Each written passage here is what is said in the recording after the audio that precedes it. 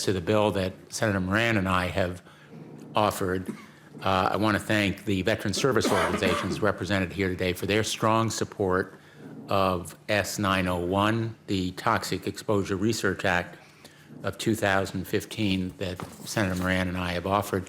Here's what we know about the modern battlefield. It's filled with all kinds of toxic substances, unimaginable just 10 years ago, whether it's depleted uranium or pollutants from burn pits or nerve gas in unexploded ordnance.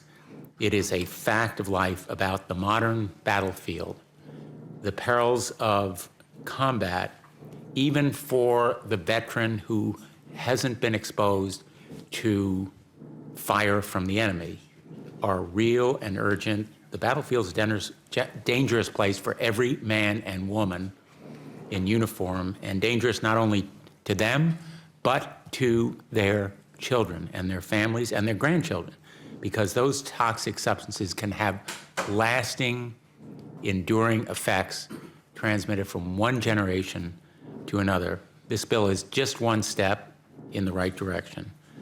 We need to know more about the effects of these toxic substances on veterans and their families. We need to support a research center that can do the kind of fact-finding and fact-gathering that other kinds of medical and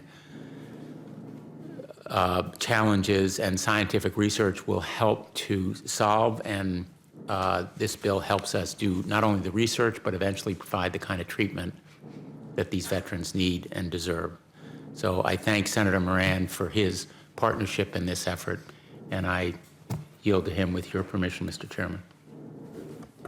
Mr. Chairman, thank you very much. Thanks for the opportunity to speak briefly about legislation pending before the committee, and I thank you for your active engagement and leadership as we try to find solutions to the challenges veterans and their family members face. And I appreciate the opportunity to co-sponsor and work with the ranking member on the Toxic Exposure Act. Let me highlight it first and indicate that I think it has significant value and merit.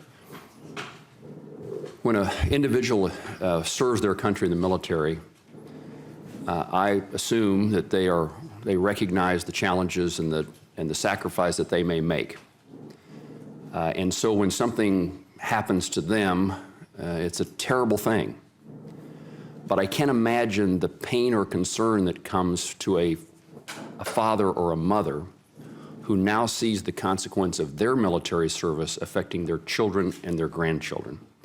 And so while I would expect that many veterans would, in a sense, assume a risk when they serve, I can't imagine any circumstance in which that veteran, that military man or woman, believes that they are causing harm to their children and grandchildren, those born and those not yet born. And so in listening to many veterans, particularly veterans of the Vietnam era, this issue of toxic substances has impacted them, but greatly impacted their family. And as usual, there is not the necessary medical research that demonstrates the connection to allow the Department of Veterans Affairs to make conclusions about how to treat those veterans. But more significantly, there is no ability to tie the next generation to any kind of benefit or care and treatment. And so the bill that Senator Blumenthal and I have introduced is pretty straightforward. It creates the center within, that creates two centers within the VA itself to study and analyze the connection intergenerational between exposure to toxic substances and its effect upon the future generations, and then creates the potential connection between that service and a veteran's dependent or the dependent's children. And I would urge this committee to take this issue very seriously, and when our veteran service organizations testify today, I hope that you will listen to them closely. If any of you have spent time with these individuals and met their family members, you will see exactly what it is that they face. No question in their minds but what the connection of their service has a consequence, a dramatic consequence to the health and well-being of their children and grandchildren. And in addition to that, I would say that the NPR story yesterday, although only slightly related to this topic, because it's related in that it's an exposure to a substance, mustard gas, and the circumstances that World War II veterans are facing and the lack of attention and care, at least described by NPR, is something that's worthy of our attention. It's one more instance of fulfilling your military service and having a tremendous consequence. And I wanted to quote from the NPR article, Mr. Chairman, just briefly, the point that Harry Bollinger, 88, is making, a World War II veteran who was used as an individual to test the effects of mustard gas. And these individuals were tested in various circumstances, according to NPR, including being locked in a gas chamber with mustard gas being induced into the room with no ability for the veterans to leave. And then they were studied subsequently to see what the consequence was to them. And while that in and of itself raises issues, what Mr. Bollinger, age 88, said, he says he still suffers from chronic breathing problems and breaks out in eczema in places where he was burned as a young Navy recruit, around my privates and under my arms and face and everywhere else. But here's the point I wanted to make to the committee.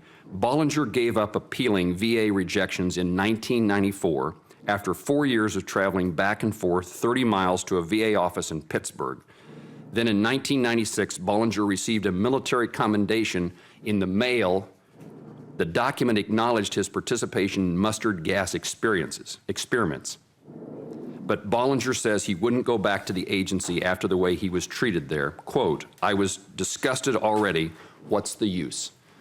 Mr. Chairman, one more example of toxic substance and its consequences to our veterans, but also a reminder that we have to have a Department of Veterans Affairs whose focus is clearly on the veterans and meeting their needs. So, Mr. Chairman, thank you for the opportunity to speak in support of Senator Blumenthal and I's bill, and I hope that we can continue to work to improve the services that all of our veterans receive. Thank you, Senator Moran.